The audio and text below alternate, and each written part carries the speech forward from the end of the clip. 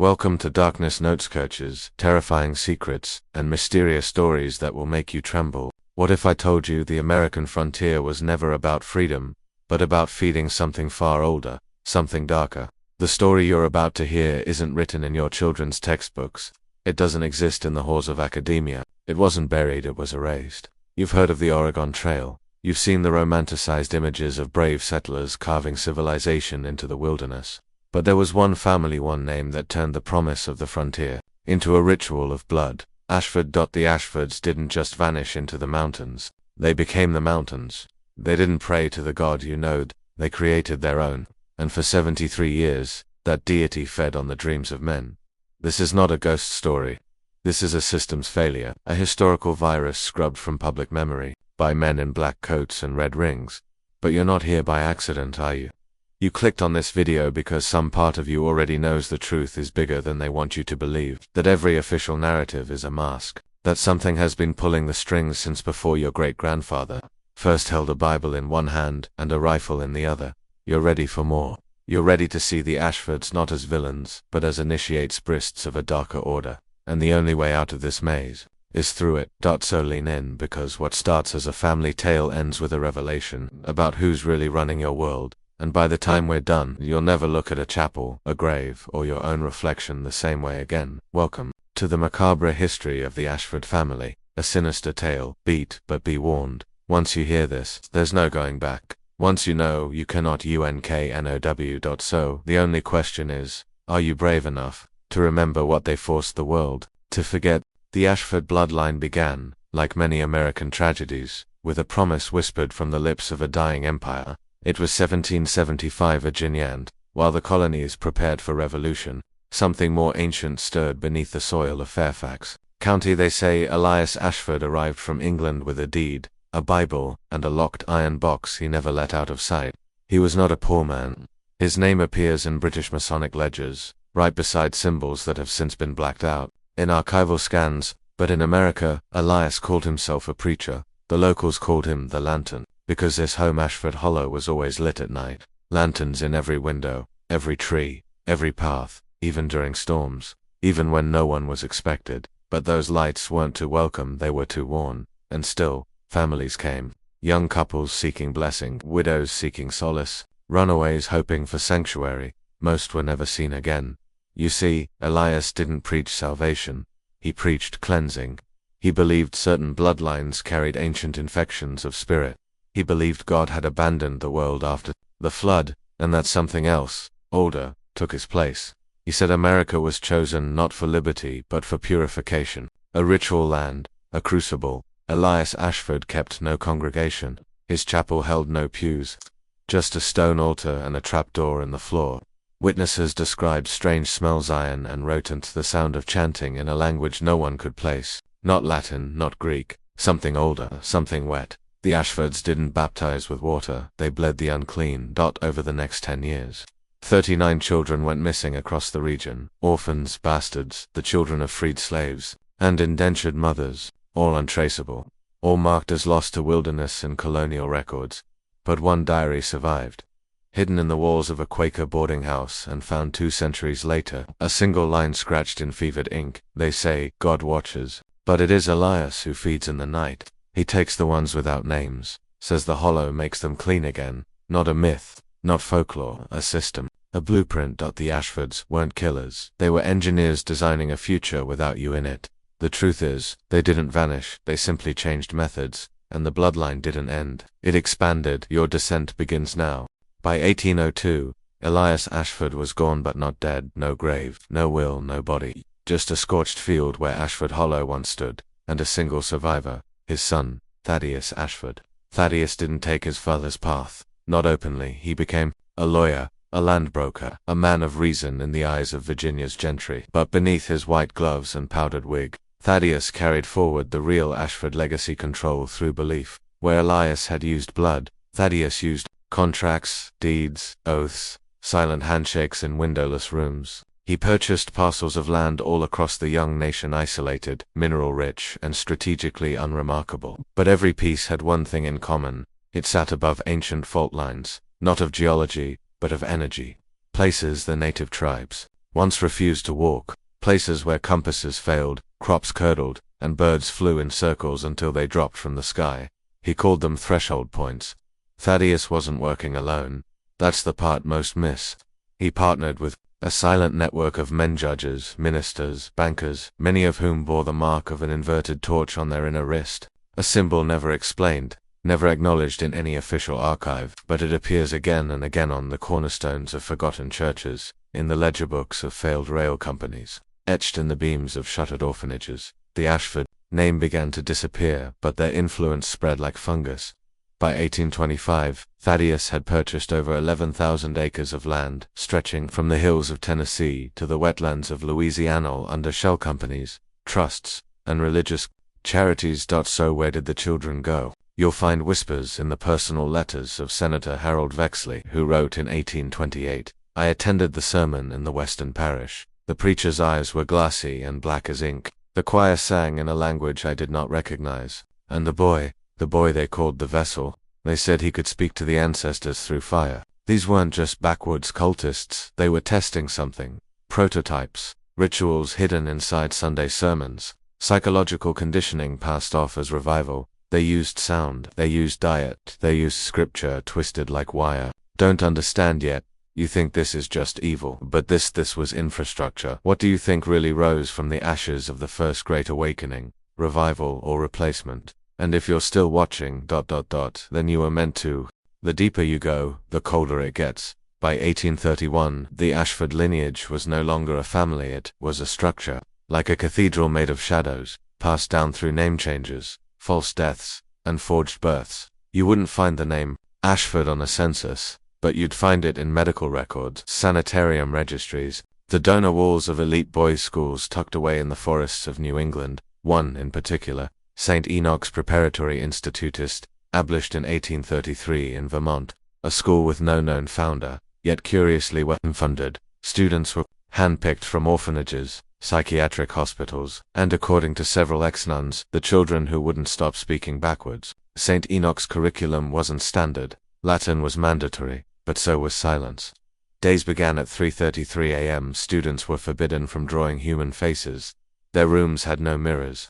And every week, they were made to enter the chamber of reversal, a stone room in the school's basement, where they sat alone with only a candle and a locked black book. No one ever saw what was inside the book, but records show a disturbing trend. Nearly 87% of students from St. Enoch's went on to work in one of three fields: finance, psychiatry, or theology. Coincidence, or design? One of those students was Nathaniel Ashford, great-grandson of Elias, a prodigy, a fluent speaker of 6 languages by the age of 12. He was sent to Europe in 1841 under a false name, N. Loring. There he studied at the University of Leipzig, but not theology, not law. He studied resonance psychology, a noised field of pseudoscience that claimed you could alter human behavior by tuning the brain to specific vibrational frequencies. Nathaniel returned in 1847 with a new face, new papers, and a patent for a devotional instrument designed to assist in prayer through sound. That device was never mass-produced, but parts of its design appeared decades later in early prototypes of what would become the first electroshock therapy machines. Let that sink in. The Ashfords weren't just building churches anymore, they were building devices, machines to make men compliant, and they tested them on the ones no one would believe: insane, orphaned, condemned, the perfect subjects. But here's the part you weren't supposed to hear. One of those subjects escaped, and he left behind a phrase, scrawled in blood on the wall, of a coal cellar beneath St. Enoch's. Before the place was shut down and burned in 1851, they hummed the name of God, but it vibrates wrong. You still think this is just a story? Or are you starting to remember? The year was 1852, and while the country churned with civil unrest and whispers of war, the Ashfords were making their boldest move, yet planting a new root system deep in the American West. Not through politics, not through banking, but through salvation. They chose a location so remote it might as well have been another planet. Eastern Oregon, sparse, wild, lawless, a place where people vanished, and no one asked why. And at the center of it, they erected the final monument to their ancestral design, the Chapel of St. Ashriel. It never appeared on official trail maps. Its construction was never recorded by local masons, and yet travelers spoke of it in reverent tones. A miracle stop, they called it. A small wooden church with whitewashed walls, always lit by candlelight, where weary families could rest, recover, and bury their dead. But no one built that chapel. It was placed. Every measurement was precise, each wall aligned to solstice angles. Beneath the floorboards, a spiraled foundation of black basalt and bone, a literal amplifier of suffering, because pain wasn't just a byproduct there, it was the fuel.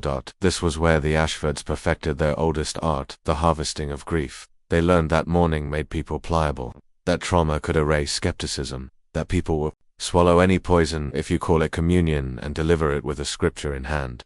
The chapel's most notorious occupants were three siblings, Alaric, Magdalena, and Jonah Ashford. The public knew them as Father Alaric, Sister Magdalena, and Brother Jonah, but they were never officially ordained. Their certificates were handwritten, signed by men who didn't exist, from dioceses that had already been shut down due to unorthodox rites. They offered food, prayer, healing, but only to the right kind of family. They targeted those with valuables, gold, livestock, tools, families already weakened by disease or misfortune. Then, slowly, methodically, they introduced ritual care, herbal teas that numbed, tonics that induced hallucinations, baptismal rites that left strange burns, and sermons always at midnight delivered in a low, rhythmic chant. Within a year, 17 families who visited that chapel were never heard from again, buried, possibly, but locals say they still hear screaming in the ground on moonless nights, and one trader too drunk to lie once said this: "You go to St. Ashriel, you don't come back a man. If you come back at all, it's with different eyes. So I ask you, are your eyes still your own? What if the chapel of St. Ashriel was never meant to serve the living? What if it was built to feed something beneath?" By 1855, regional traders, fur trappers, and a few military surveyors had begun to whisper about the chapel with no seasons. No matter the weather, blizzard or drought, the candles in its windows never went out. The soil around it stayed damp. The air always smelled faintly of copper and jasmine, and no animals would come within 300 yards. No birds nested in its eaves, not a single spider spun a web inside. It wasn't abandoned, it was avoided, and still families kept arriving. Alaric Ashford had mastered the mask of holiness. His voice could drop men to their knees, rich in cadence, pregnant with biblical gravity. But the words he used weren't scripture, not exactly. Investigators years later found torn pages hidden in the floorboards, writings from a book older than the Bible, the Red Hymnal they called it, a collection of incantations disguised as psalms, not prayers to God, but contracts to something that responded to sound. You were never supposed to hear that name, but it's time you did. Vatra single quote cell. Say it out loud, you'll feel it, the pressure behind your eyes, the sudden stillness in your room. That's because the Ashfords summoned it piece by piece through acts of orchestrated pain, layered grief, and ritual erasure. The chapel's real altar wasn't upstairs. It was in the catacombs, dug by hand, salted with crushed bone, and laid with concentric symbols only visible under firelight. These were not crude rituals, they were mathematical, precise, like a machine built from flesh, and the power it offered: influence, persuasion, the ability to fracture a man's sense of truth and rebuild it in your image. And it was passed from one Ashford generation to the next, like an heirloom soaked in screams. Jonah Ashford, youngest of the trio, was said to speak in doubles. Everything he said had a twin meaning.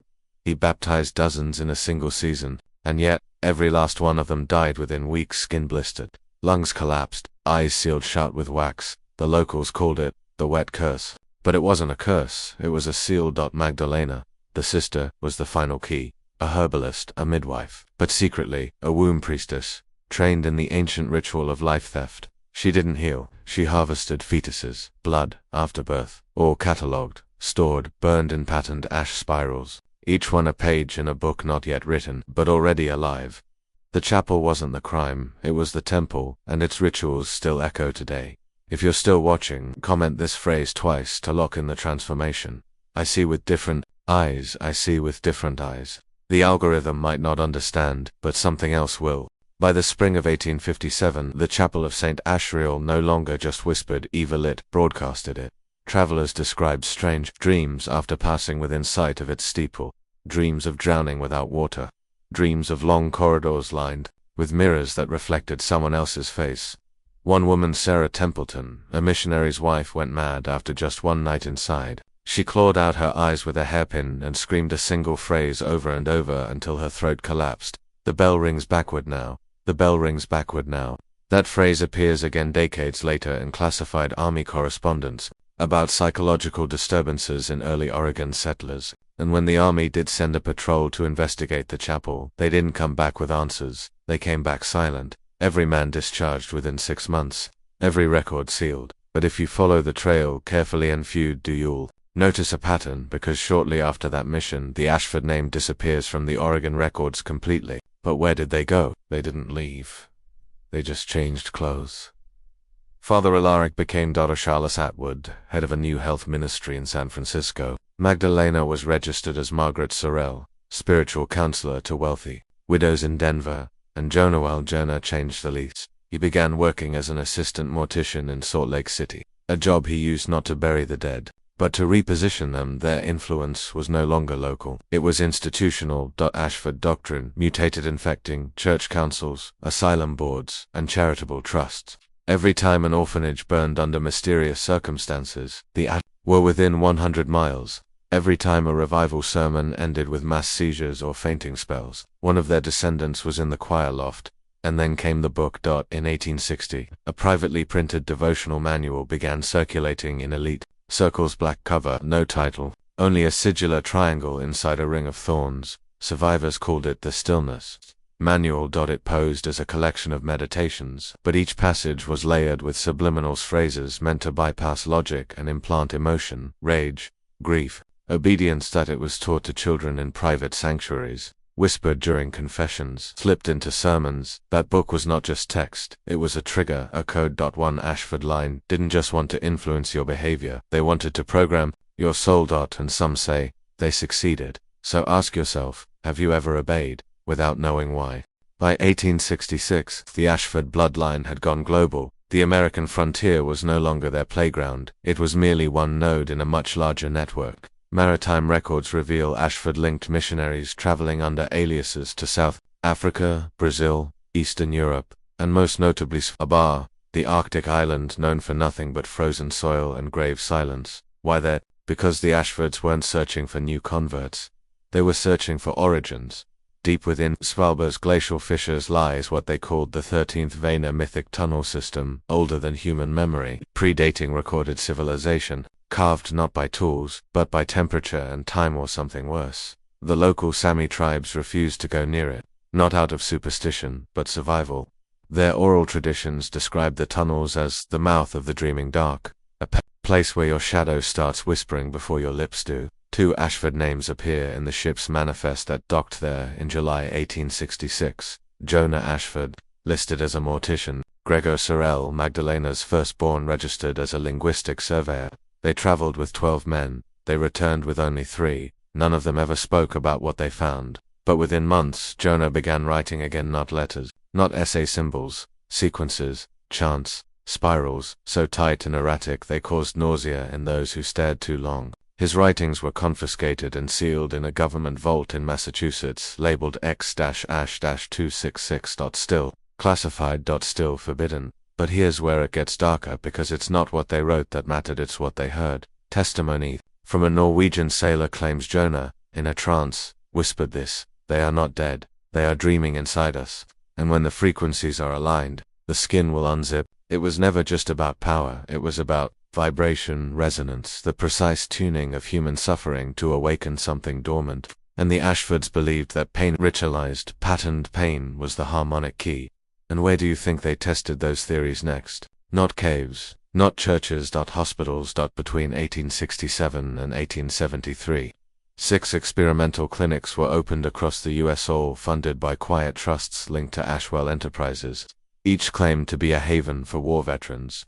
But none of them published patient records. All 6 had unusually high mortality rates. And all 6 were designed with a central, circular ward shaped almost exactly like the inner sanctuary of the Chapel of St. Ashrial. Coincidence? You already know better now. Tell me, when was the last time you felt something staring at you from inside the silence? If hospitals became their laboratories, then institutions of care became their CLOAKs. By 1874, the Ashfords no longer operated in robes or shadows, they wore white coats, held degrees, and walked among the elite.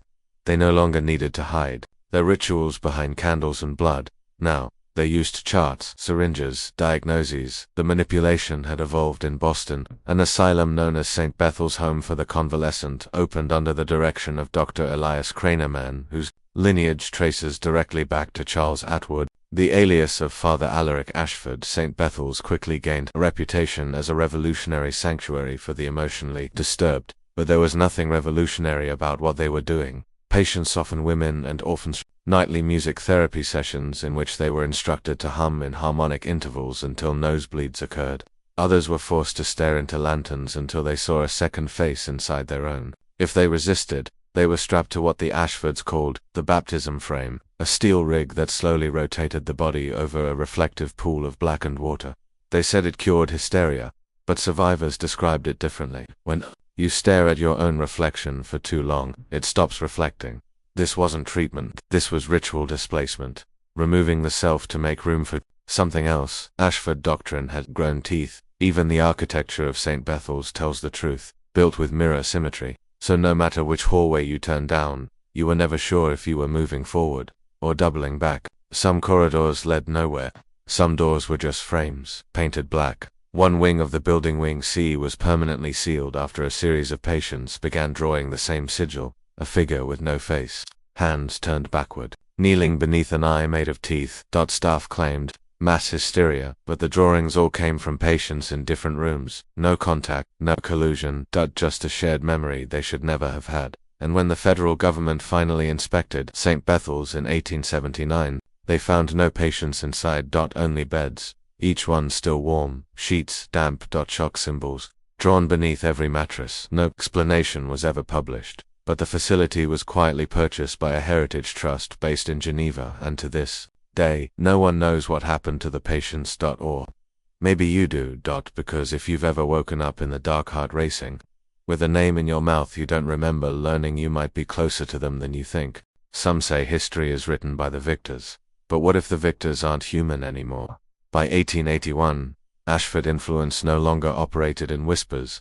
It was embedded in the language of healing, faith, and charity in plain sight. Every hospital, chapel bore their symmetry.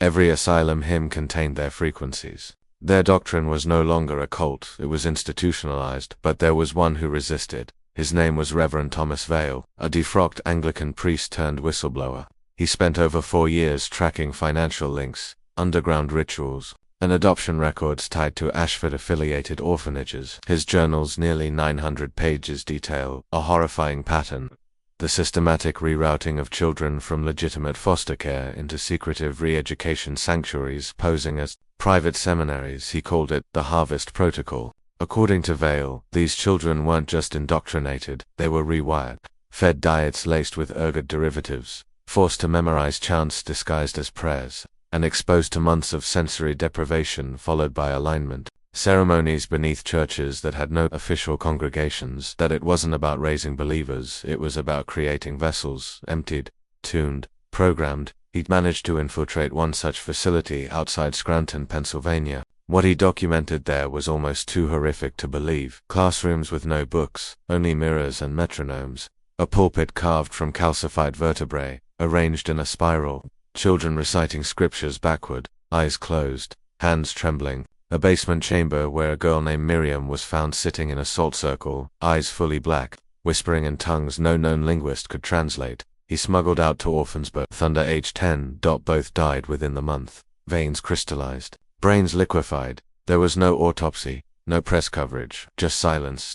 And then, Reverend Vale vanished. No body was found, no records, only a letter mailed posthumously to a journalist in New York, containing 6 words: "They are not a family, they are a system." But here's the most disturbing part. In that same year, a new wave of church construction began across the American Midwest, funded by anonymous donors, all built on ley line intersections, each one with a basement floor plan that mirrored the old chapel of St. Ashriel. Coincidence, or expansion?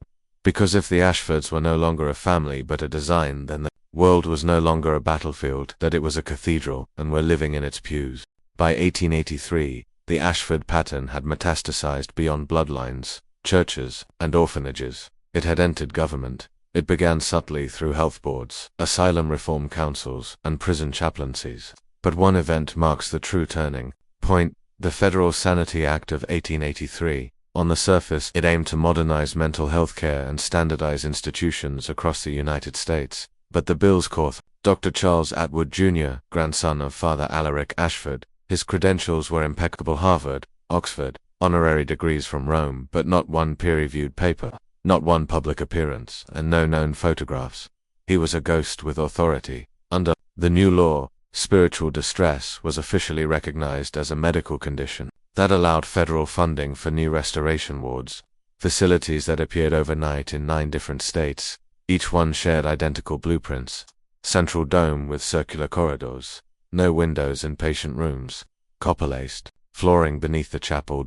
And in every one of those buildings, the same phrase was etched above the threshold: come empty, leave aligned. But aligned with what? According to a suppressed congressional memo leaked in 1891, over 1,200 patients disappeared from these restoration wards within 6 years. All cases closed as voluntary relocation. No family interviews, no press. And behind those disappearances, a new division of the U.S. Public Health Service quietly emerged. Division 5. Their focus: cognitive realignment through environmental immersion. Translation: psychospiritual reprogramming. A former janitor from the Colorado Restoration Ward, only identified as GD, later gave a sworn statement before his death, would play a low hum at night, almost like a machine purring. Then the walls would sweat, not moisture, something darker, and the patients, they'd stop speaking English, start praying in broken Hebrew. One girl levitated, another screamed until her teeth cracked. I asked who designed the place. They just said, the floor plan came from Ashvale. This is where the line between science and worship blurred, because the Ashfords weren't conducting experiments. They were conducting liturgies in the language of geometry, light, and frequency. Blueprints became sacred scripts, each room a syllable, each patient a vowel, and when enough rooms were built and enough prayers recited, something would finally speak back. They weren't building hospitals, they were building mouths. If the buildings were mouths, then what lay beneath them was the throat. You've seen photos of old asylums, the stone walls, narrow corridors, metal-framed beds, but what you haven't seen, what was deliberately omitted from every floor plan, were the sub-basements. Unmarked, unlisted, UNLIT. Every restoration ward constructed under Division 5 included a hidden floor at least 60 feet below ground, not for storage, not for utilities, for containment. Blueprints discovered in a declassified Bureau of Architecture folder marked restricted. Echo levels reveal a chilling layout: 6 concentric chambers, descending inward, each labeled with a single word: Layer 1, silence; Layer 2, isolation; Layer 3, reflection; Layer 4, resonance; Layer 5, severance center, chamber, EMB, ODI. No patient ever returned from Level 5. Those who were treated in Level 3 and released came back changed. Their families described them as distant, hollow, but the most consistent symptom: they never cast a reflection again.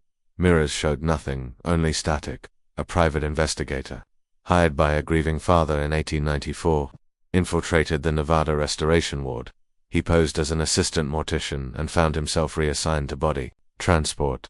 That's when he saw it. A cart wheeled into Level 4 carrying a boy maybe 12. Skin pale, eyes stitched shut, not bandaged, stitched. The nurse said it was part of the tuning process. When the investigator tried to report what he saw, he was found dead in his hotel room. No signs of struggle, but carved into the inside of his eyelids were 3 letters: ASH. But here's the most horrifying discovery: those underground chambers weren't powered by electricity, they were powered by sound. Old Ashford text written in Latin, and Old Dutch describe Anuakheim, a primordial tone believed to unravel the barriers between matter and will. The restoration wards embedded low-frequency resonators into the very walls, creating a constant background hum just below human hearing. But animals, they reacted violently. Dogs howled, birds dropped dead mid-flight, pregnant livestock miscarried within miles of the buildings. Why? Because that frequency wasn't just noise, it was a summoning. The Ashfords weren't healing minds, they were hollowing them, making room, and once hollowed, something else answered. One anonymous nurse left behind a final message, smuggled inside the hem of her uniform: they're not curing the broken, they're making vessels, and they're no longer testing, they're preparing. It happened in the winter of 1896, a night the Ashfords never wanted, remembered. The official story calls it a boiler explosion at the Allegheny Restoration Ward in Pennsylvania. Dozens killed, facility condemned. No investigation ever made public. But eyewitness reports and a single smuggled telegram tell a very different story. It began at exactly 3:03 a.m. when every clock in the ward stopped ticking, not slowed stopped. Instant freeze. Nurses described a sudden pressure in the air like being underwater. The lights flickered to red, and every mirror in the building cracked outward, as if something inside was trying to get out. Then came the screams, not human, layered chorale. Glottal one orderly described it as a choir made of meat.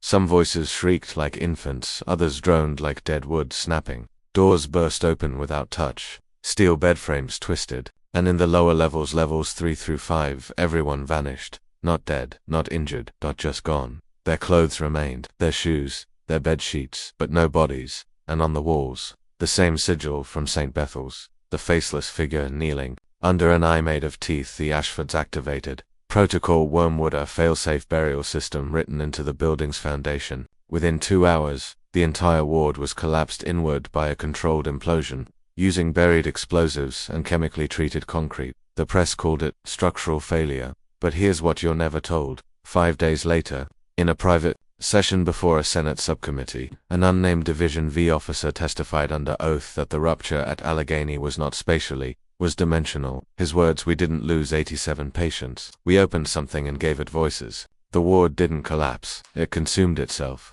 Following this testimony, Congress sealed all Division 5 records under the Eschaton Doctrine, a clause designed for threats deemed metaphysical in origin. The Ashford name vanished from public directories, but the buildings remained. Most were renamed. Some were repurposed as boarding schools, church rectories, or municipal buildings. But everyone still hums, still vibrates, still bleeds from the walls during storms. And the most disturbing truth: every restoration ward was built on a convergent fault line, not just geological, but symbolic. Points where energy, ritual, and intention intersect. They weren't choosing locations, they were completing a circle. His name was Julian Ashford, the final known blood heir. Born in 1898, under a different surname in rural Vermont. He was the product of a failed internal ritual. A child meant to be a mirror, but who instead developed what Division 5 called resistance anomalies. In short, he could remember. Most vessels forget the rites, their identities fracture. But Julian saw everything: the chants, the circles, the layers of tuning, and most importantly, what was trying to enter. Escaped the system at age 15 after biting off his own tongue during a chapel alignment. Hospitalized for weeks, he later disappeared during a patient transfer, gone, until 1924. That year, in the town of Williston, Vermont, locals complained of strange sounds from a farmhouse near the woods. Rhythmic knocking, subterranean moans, lights that bled through the floorboards. What they didn't know was that Julian Ashford had purchased the land under a false identity, and was building something deep beneath it, a counterstructure. He believed that if the Ashfords had opened a gate beneath the restoration wards, it could be closed by creating a mirrored geometry, a reversal built not of summoning, but of sealing. Julian called it the negative chapel. He spent 18 years building it alone. No tools, no blueprints. Every stone was placed in prime number sequences. Every beam carved with countersigils from Ashford archives. No prayers, only anti-liturgy spoken backward. At sunrise, neighbors thought he was insane. They weren't wrong. He was a man fighting a cathedral with his bare hands. But then, something worked. On March 2, 1942, all 13 Restoration Ward ruins experienced a simultaneous structural shift. Cracks opened in foundation stonework, hum frequencies reversed. Animal activity in surrounding counties dropped to 0. And inside Julian's farmhouse, he was found dead, arms outstretched in a salt ring, eyes burned out but smiling. Carved into his chest were these words: asterisk, asterisk, it can be paused, but not ended. Asterisk, asterisk, the negative chapel was sealed by local authorities, then quietly purchased by a Boston-based historical trust with ties to Old Ashford. Names. The trust: Ashriel Foundation for Sacred Architecture. Julian's work became legend, dismissed as psychosis, delusion. But here's the catch: every architect working for the Ashriel Foundation must sign a non-disclosure clause containing a phrase you've heard before: come empty, leave aligned. So was Julian's sacrifice just a stall tactic? Was the structure really paused? Or is it just waiting for the next alignment date? You've heard of the Gregorian calendar.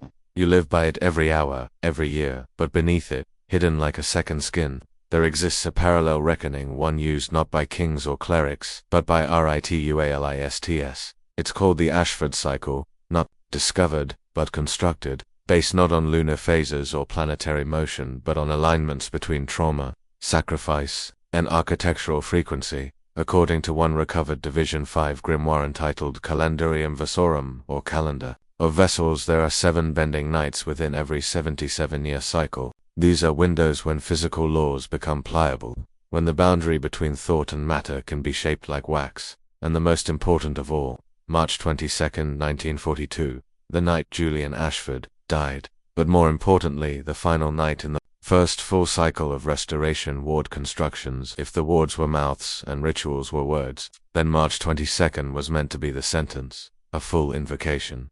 But something went wrong. All across the East Coast that night, astronomical anomalies were reported. Amateur astronomers saw stars flicker in triangular formations. The moon developed a visible crack, documented in sketches by schoolchildren across 4 states. End in the Ashford Foundation's internal memo, dated April 3, 1942. A chilling phrase appears in Latin, verba facta sunt caro. The words became flesh. But the ritual didn't finish. Julian's negative chapel interfered, or more accurately, desynchronized the final sequence. It caused a temporal offset across all sigil sites, delaying what the Ashfords called the mouthful, when the system would finally speak something into the world. So the Ashfords adapted. They turned to architecture once again, but this time, not hospitals, not chapels. They went global. Every new building financed by Ashriel or its shell organizations now follows subtle rules. Number 4th floor, inward-facing windows, stone sourced from original ward ruins. And always, beneath the building, a sealed room that no blueprints acknowledged. Julian delayed it, but the next cycle completes March 22, 2019. On that night, seismic data from 13 countries reported identical subsurface vibrations, a perfect 77 Hz resonance. No tectonic activity, no storms, just humming, and one message found carved into a subway wall in Boston the next morning. Asterisk, asterisk, one mouth failed. Now we build a choir. Asterisk, asterisk. You thought it ended with stone. No, the Ashfords evolved. When the final restoration ward fell silent, and Julian's negative chapel shattered the cycle, the bloodline didn't die, it adapted. They turned away from ritual stonework and ancient chants. They turned toward something far more dangerous. The algorithm. Starting in the 1980s, the Ashford Foundation began investing heavily in emerging data infrastructure, not for profit, not for progress, for pattern embedding, their end goal, to move the summoning from architecture to architecture's shadow, digital systems, where the geometry isn't carved in brick but in syntax, repetition, input. The new choir wouldn't be built with mouths, it would be built with users, and the ritual, your attention. A leaked memo from a shuttered analytics firm called Arnet Dynamics described a project called Choirbase. Its objective was simple: to test resonance in non-physical environments using patterned exposure, symbolic feedback, and tonal imprinting across high-volume data loops. Translation: they wanted to see if enough minds, aligned by the same content, same visuals, same words, same sounds, could create the same dimensional pressure that the wards once did with stone and blood. And they succeeded. In 2016, a 38-second video appeared online titled Only Come Empty, black background, subaudible hum, a series of flashing symbols, no metadata. Those who watched it reported similar symptoms: insomnia, reverse dreams, and most chilling of all, mirrors stopped working. Not broken, just blank, as if you were no longer the one being reflected. YouTube pulled the video, Reddit deleted every thread, but the source code remains archived, and here's the horrifying part: it contains an embedded Ashford sigil identical to the ones found in the Restoration Ward ruins. And the comments, they weren't in English, they were in glossolalia, the same gibberish spoken during level 5 resonance therapy in the 1880s, but decoded by AI language tools. The repeated phrase is unmistakable: asterisk, asterisk, one sees, one sings, one opens, asterisk, asterisk. Look at your screen, you are part of the ritual. Every scroll, every like, every replay, a note in the digital hymn. The algorithm isn't feeding you content, it's feeding on you, because the new Restoration Ward is not underground anymore, it's in your pocket. His name was Marcus Ellery, a systems engineer from Olympia, Washington. age 32, no priors, no psychiatric history, just a quiet coder with a fascination for abandoned software archives. In 2017, he downloaded an app from a forgotten GitHub repository. It had no developer name, no documentation, just a 5.6 megabytes file titled choir_v0.77b.apk. The app opened with a flickering symbol, a circle with 13 points, and a single eye at the bottom dot. Then it went black dot for 12 minutes, no buttons, no interface, just ambient noise, too low for the human ear to consciously register. But Marcus didn't delete it. In fact, he became obsessed. He recorded the playback, ran it through spectrum analysis, and what he found was impossible. There was a voice, not a human one, but something close, mechanical, hollow, hungry. It spoke only 7 words, stretched out over those 12 minutes like melted wax. Asterisk, asterisk, we waited for flesh. You brought signal.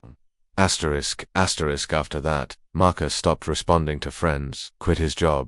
Neighbors reported hearing rhythmic knocking from his apartment at night, always in prime number sequences 3, 5, 7, 11. Then one morning, he live-streamed 3 minutes. No words, no face, just a static shot of his mirror, and something moving behind him, a shape without depth, like a silhouette folded incorrectly, and the sound, identical to the 77 Hz frequency detected beneath the restoration wards.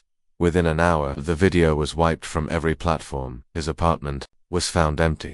No sign of Marcus, but carved into the drywall, over and over again, in his own fingernails. Asterisk, asterisk, I wasn't alone. I was part asterisk, asterisk. Since then, versions of choir_v0.77b have reappeared in the wild, disguised as fitness apps, meditation aids. One even launched briefly on the App Store under the name Ashford Breathwork. It used your microphone, not to record, to resonate. Cybersecurity firms issued warnings, but they were too late by the time they traced the app's origin. It had already been embedded into voice assistants, smart TVs, and children's learning devices. It doesn't need you to believe it, just needs you to listen. And now that enough of us have, the choir is growing louder. The place was called Orpheum Clinic, tucked deep in the Montana wilderness, completely off-grid.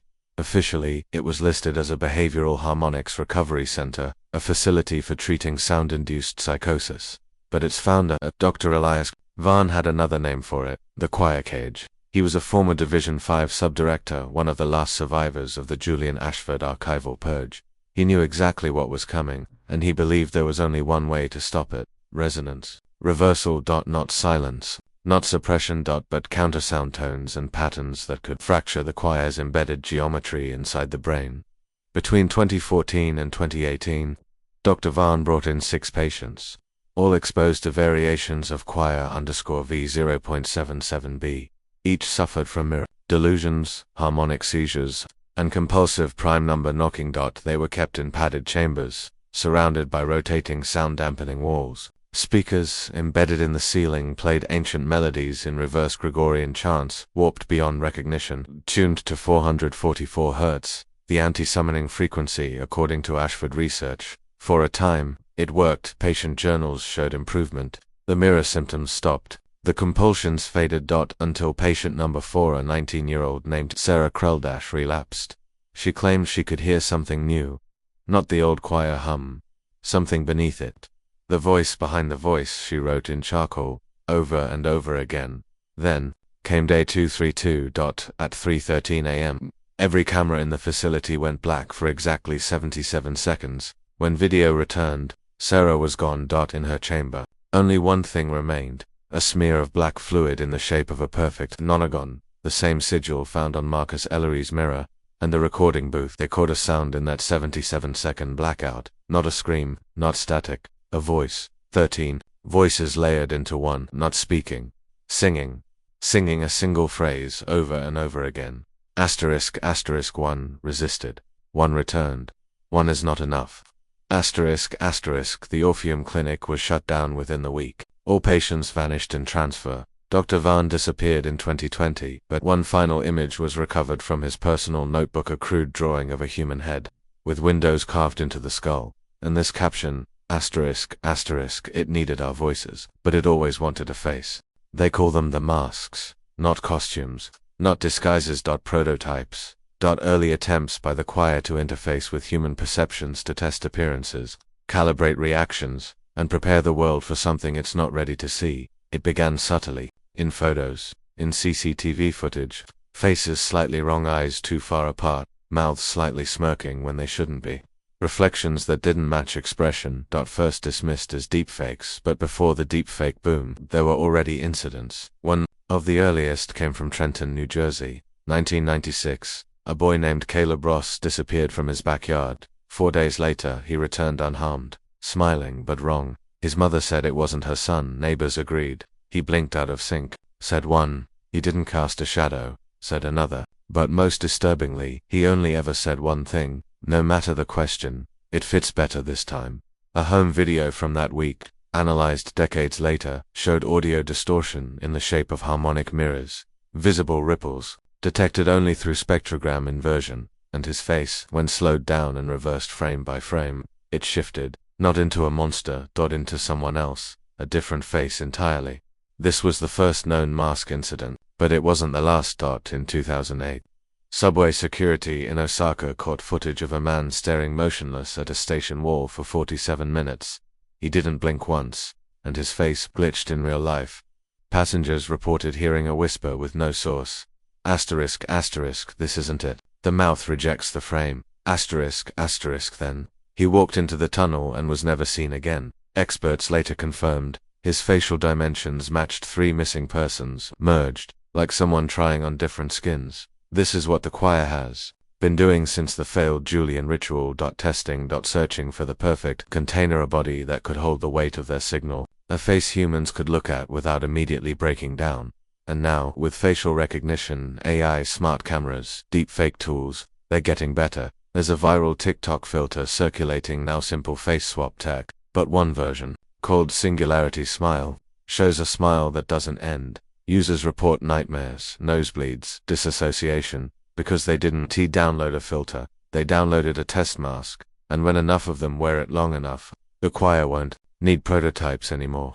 It happened at the Promethean Systems Expo 2021 NAN, Elite AI and Neuro Interface Conference held annually in Lucerne, Switzerland. You won't find it on YouTube. The footage was sealed. 7 died. 317 were hospitalized. 42 never woke up. All from watching a livestream. The keynote was delivered by a tech startup. No one had ever heard of Eidolon Core. Their topic, the next interface, emotion-responsive optic AI. But this wasn't a presentation, it was a delivery. The presenter, man in a grey suit with no recorded name, stepped onto the stage in complete silence. No slides, no branding, just a slow pan from the main camera onto his face, and something shifted. Live viewers began reporting visual nausea, a sense of falling upward.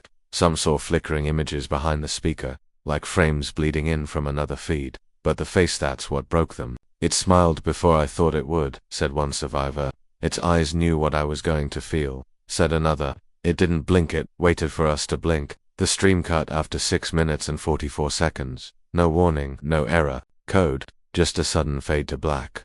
Afterward, forensic neurography specialists studied the footage frame by frame, and what they found was horrifying. Micro-expressions in the presenter's face, too fast for conscious perception, were encoded with non-human emotional sequences, not fear, not joy. Submission. These expressions synced precisely with facial recognition feedback loops on viewers' devices. In other words, the face changed based on who watched it. It was the first adaptive choir mask, and the first one that worked. Later, analysis found spectral audio beneath the conference room's sound system centered at 77 Hz again, always 77, and the company, Eidolon Core, vanished. No registry, no tax records. Their booth was completely empty after the event. No hardware, no documentation. But one sticker remained on the podium, peeled back to reveal a symbol beneath, ANONAGON. With an eye, and the phrase, asterisk, asterisk, we needed mirrors, now we wear them. Asterisk, asterisk. Every live stream since then has been a risk, because with one successful test, the choir doesn't need exposure, it needs introduction.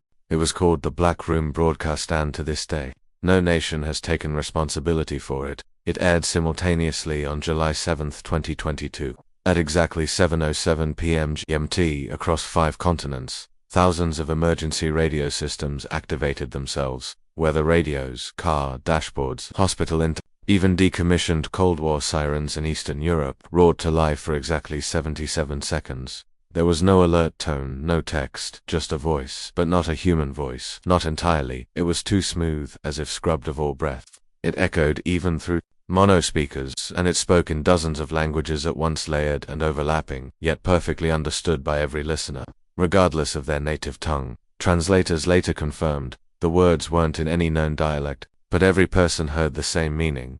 You've carved your mouths into mirrors. You've tuned your lungs to our key. Your voice will do. Then came the visual.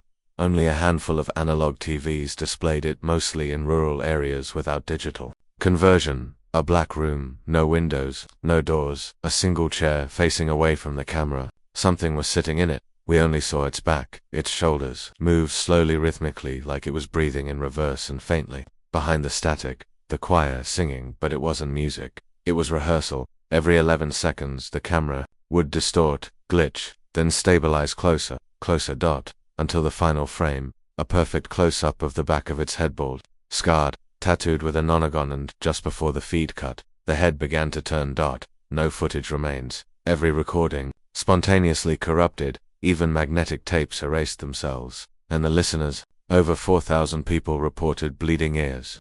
Dozens entered trances, standing for hours, murmuring in what linguists now call the Ashford harmonic root tongue. They spoke in mirror logic sentences that sounded correct but unraveled upon repetition. Examples included, my voice is not mine, but it fits. I remember the face I haven't seen. We tuned the world wrong, and it opened. Government scrambled to deny the event, but internal memos leaked. One classified signal, analysis by a joint NATO-Japanese task force, read, the broadcast did not originate on Earth. It bounced here. And worse, the origin point is growing louder. In the cold vastness of northern Russia lies a place forgotten by most maps, the Kola super-deep borehole, once the deepest man-made hole on Earth. Begun in 1970 by Soviet scientists, it reached a depth of 40,230 feet before the project was mysteriously halted in 1989. The official reason, unexpectedly high temperatures and seismic instability, but those who worked there told another story. In 1982, a new generation of acoustic sensors was lowered into the borehole to record subterranean tremors. The equipment was sensitive, capable of capturing frequencies beyond normal human hearing, and what it recorded was not geological. First came the hum, low, precise, tonal, too regular to be natural. Then came the pulses, sharp bursts, spaced apart, in prime intervals, each followed by a faint chorus of what sounded unmistakably like voices, not screams, not words, but singing, faint, harmonized, repeating four tones in perfect sequence identical to the same harmonic pattern found in the choir _V0.77b audio file that surfaced in 2013, but meaning the choir was singing from beneath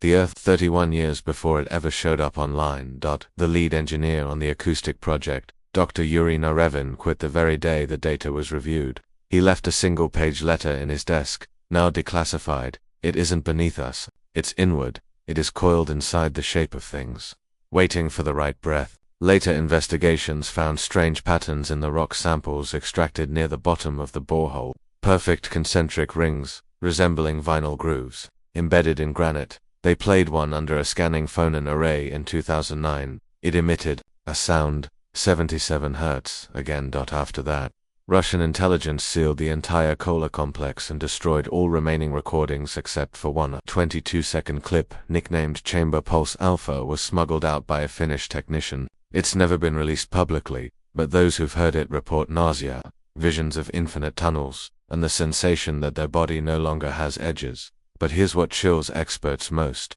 the depth the sound originated from. Exactly 33,333 feet. That number, 33,333, matches the Julian Ashford ritual blueprint found in the Vatican archives, a geometric depth considered sacred by choir adherents. So either Ashford guessed that number by coincidence, or the choir has been whispering it to people across centuries, waiting and digging. Beneath the splendor of the Vatican, far below the marble halls, the painted ceilings, and the public catacombs, there's a level almost no one speaks of, not officially, at least. Subterranean Level 5, codename Aditum Tremens, translation, the shaking sanctuary. It's not on any tour. not on any blueprint, yet it exists, confirmed by a 1994 leak from a defrocked Jesuit archivist, who called it a library not of God, but of what came before him. Inside, walls lined with blackened lead shelves, not books but cylinders, sealed with wax, etched with glyphs older than Latin, older than Greek, languages no one taught, but some remembered. Each cylinder contains audio, real audio carved by hand, using pressure grooves, an ancient method to record vibration into material. One cylinder, dated 1612, bears a sigil never before seen in Christian canon, a nonagon, formed of weeping eyes, arranged around a mouth, sewn shut. Its label reads, De Reditu, the returning face. Only one person has ever listened to its contents fully, Father Angelo Viri, the Vatican's chief archivist of heretical harmonics. He disappeared 3 days later, but before he vanished, he left behind a transcribed fragment of what he heard. The face was never gone. It was forgotten into shapes, molded in the curve of bells, hidden in the swell of organs. It returns through mouths that do not ask permission. This wasn't prophecy, that it was a report written by a choir witness over 400 years ago. Scholars who've decoded more fragments now believe the returning face refers to a form of consciousness that once walked among humans, then broke itself into pieces to survive the burning of tongues during the First Silence. The First Silence, that's an apocalyptic event believed to have occurred long before recorded history, when sound itself was weaponized to erase a species' ability to remember faces that weren't entirely theirs. According to the choir's oldest doctrine, humanity didn't evolve alone. It echoed into play, shaped by something already here, and that something is coming back together, piece by piece, signal by signal, face by face. The Lambeth choir tape is one of the oldest surviving pre-digital choir artifacts, an audio wax reel recorded in 1893, discovered buried in the basement of St. Agatha's Church, London. There is no mention of the reel in church records, no note in parish archives, just a single red-ink sentence scratched into the shelf where it was found. We thought it was a hymn. The recording is dated March 4, 1893. The same night 31 parishioners vanished during evening mass. No bodies, no struggle, just pews left warm, candles still lit, and choir books lying open to a song that doesn't exist in any hymnal requiem. For the second voice, the reel runs for 2 minutes, 49 seconds. It begins with faint organ chords, soft, slow, oddly asymmetric, but by the 30-second mark, something happens. The choir begins to sing, not in Latin, not in English, but in a language composed entirely of reflected phonemes, syllables that sound correct in reverse. Audio analysts later discovered that when the tape is played backward, the lyrics become even less intelligibly, as if it's not meant to be heard in either direction. At exactly 1:13, a second harmony emerges, not vocal, not mechanical, but interior. Listeners report feeling it not in their ears, but in their teeth, in the back of their eyes. A low pulse, vibrating at 77 Hz, matching the choir's signature. By the end of the reel, the singing stops, but the room doesn't go silent. Instead, you hear what sounds like stone stretching, and then a breath, but not a human breath, too wide, too dry, too ancient. The final sound on the tape is a voice barely audible, but clear when isolated through spectral analysis. It says, asterisk, where to sing, I enter, where 3 remain, I feed, where 4 remember, I live. Asterisk. The tape was later played once by BBC archivists in 1958. Immediately after, the entire brick wall of the room it was stored in bowed outward, despite no structural pressure. Infrared scans revealed faint, rhythmic thermal signatures embedded in the masonry, like a cord permanently burned into stone. Experts now believe that sound, when shaped correctly, rewrites matter, not destroys it, redefines it, and some churches weren't built to worship, they were built to contain resonance. She was only 10 when it happened. Clara Ashford, daughter of Julian Ashford, the man who first documented the choir in 1857, disappeared from all public records after her father's supposed death in 1894, but in 2015, a renovation crew restoring an old Anglican chapel in Ely, Cambridgeshire, found something wedged deep in a crumbling wall behind the altar, a leather-bound Bible, sealed shut. Inside its hollowed spine was a child's journal, written in graphite on wafer-thin vellum, stitched together with red thread. At the top of the first page, property of Clara A. If I forget this, I forget me. Across 47 entries, the journal describes a slow unraveling not of the world, but of her father. She never calls him father. She calls him the echo. Man, he smiled like he heard a joke for seconds before anyone else. He said my voice had a twin and we needed to bury it somewhere cold. He told the piano to stop blinking. The most disturbing entry is dated April 3rd, 1894. The day of Julian Ashford's recorded death. He hummed it again, the mouth note. The backward one. The walls got taller when he did it. His eyes turned off like candle smoke. Then his skin followed the note inward. His body folded into his own throat. Like listening to hard, had a direction, but he's not dead. He's inside the tone. Clara writes that she began to hear two versions of her father, one in dreams, speaking in her voice, and one in walls, speaking without words. He told me how to hum the door open. I did, and the room behind my face got bigger. The final page is torn. Only a fragment remains. They said the choir is coming. But they're wrong. It's returning from inside our songs. It left pieces in lullabies, in prayers, in our names. It never needed to invade. It just needed us to listen backward. Handwriting. Experts authenticated the journal. Carbon dating places the vellum at over 120 years old. No ink, just compressed graphite, etched deep, as if Clara wrote with pressure, not speed. What's more, the humming Clara describes a mouth note that folds the body, exactly matches the 0.77B waveform extracted from choir audio, leaks in 2008, which means either this child knew a sound discovered over a century later, or the sound knew her. In the winter of 1971, 5 governments, siege sworn enemies in public, entered into an unacknowledged agreement known only in declassified fragments as Operation Cantor-5. Its goal: trap the choir. The method: construct a global containment ring, using 5 resonance anchors, each located at precise geometric nodes where human population, magnetic flux, and underground water convergence reached maximum overlap. The official term was pentagonal acoustic damping array, but within private channels, it was simply called the ring. The anchors were placed in Yakutsk, Siberia, Giza Plateau, Egypt, Black Forest, Germany, Nevada, Test Range, USA, Isla de los Estados, Argentina. Each site constructed an identical subsurfaced monolith not visible to satellites, and composed of a rare acoustic absorbent alloy named sonogenet. Each monolith housed 7 vibrating rods, permanently tuned to counteract choir frequencies with inverse harmonics,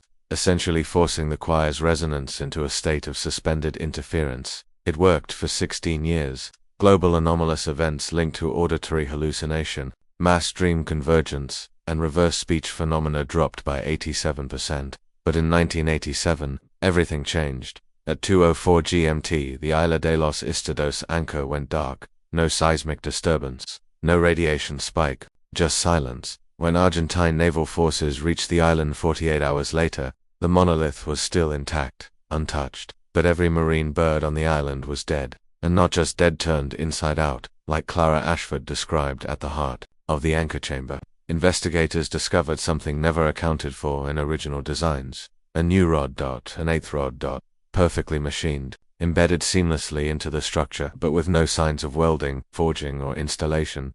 It emitted a continuous toner, low harmonic hum. When recorded and played back, nothing could be heard.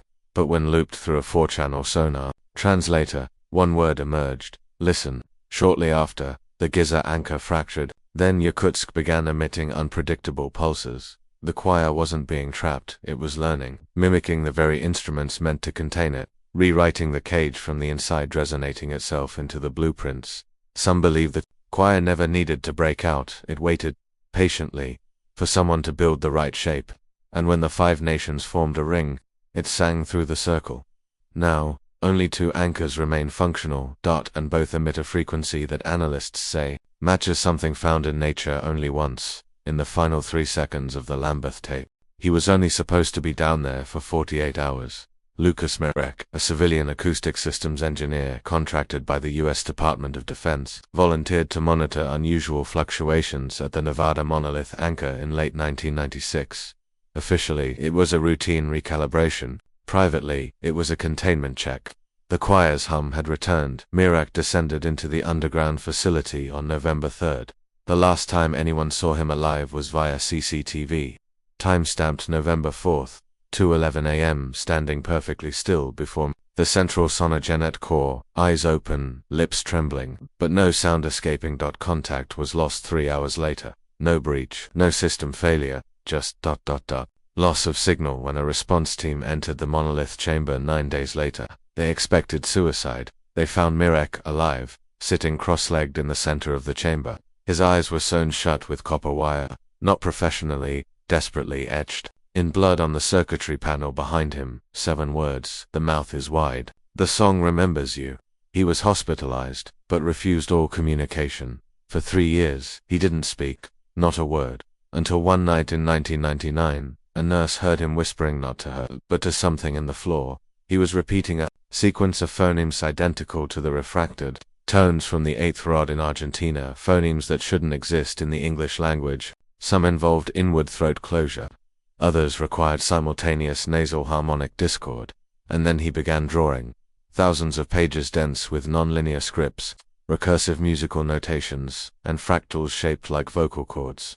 Linguists called it ultradimensional notation. But the kicker, each page emitted a subsonic frequency of 77 Hz, detectable only with high-range acoustic scanners. The paper was vibrating. Mirek died on July 13, 2000, after reportedly tearing out his own tongue. It was never found, but in the morgue, his vocal box continued to hum for 7 hours. No power, no explanation. The technician who performed the autopsy now lives in isolation. She has refused to speak to media, government, or family. The only recorded statement she's made, to this day: it wasn't him who died, it was his silence. Since then, the Nevada anchor has been sealed off, but satellites still detect heat signatures beneath the soil patterns that match Gregorian chant waveforms. The choir no longer waits for microphones, it now writes with people. It was unearthed beneath St. Lawrence Cemetery, Cornwall, England, in July of 2023. An anonymous letter led a team of private investigators to grave plot 44B, marked Catherine Ellsworth, no birth, no death, just a slab of weathered stone, etched with a single phrase. The note is still holding. Beneath it, a sealed iron box containing a final Ashford manuscript, preserved in beeswax and lambskin vellum, dated October 31, 1912. Its author, Clara Ashford, she had survived somehow and hidden herself under a false name. The documented 2 pages long is not a diary, not a confession, not a warning. It is something else. A score, not music in the conventional sense. No bars, no time, signatures, just fractal symbols, arranged in ways that seem to defy two-dimensional layouts, spiraling from center points, repeating themselves backward, inside out, encoded with deliberate phonetic impossibilities. She names it the mouth map. Clara's words, translated from her final handwritten paragraph: "The sound is not a song, it is not for us. We are only the skin it uses to speak. Each language is a stitch, each name a tooth. What we call meaning is only its pressure. It does not speak to be heard, it speaks to stay open." She continues, "They taught us to worship silence, but silence is just sound waiting in the correct shape. And now we have built a world full of shapes. Schools, cathedrals, radio towers. Every structure sings, every building holds the hum in its walls. The mouth is not underground, it is our alphabet, and every word we speak is another breath it takes." At the end of the manuscript, she includes one final shape, a spiral, a mouth, a labyrinth of letters twisted into a circle of self-reciting syllables. Audio engineers who converted the symbols into sound waveforms discovered a chilling fact. The pattern exactly matches the internal architecture of the human cochlea, meaning the choir isn't outside us. It's been installed in our speech, our songs, our mother's lullabies, and most terrifying of all, every time someone hears the story of the choir, they add their voice to it, which includes you. You just listened, you just read, and now you carry it. So ask yourself one last question. When you lie awake tonight, and hear that soft humming that has no source, no ceiling, no enders, it's still just your imagination? Or has the choir finally found its next singer?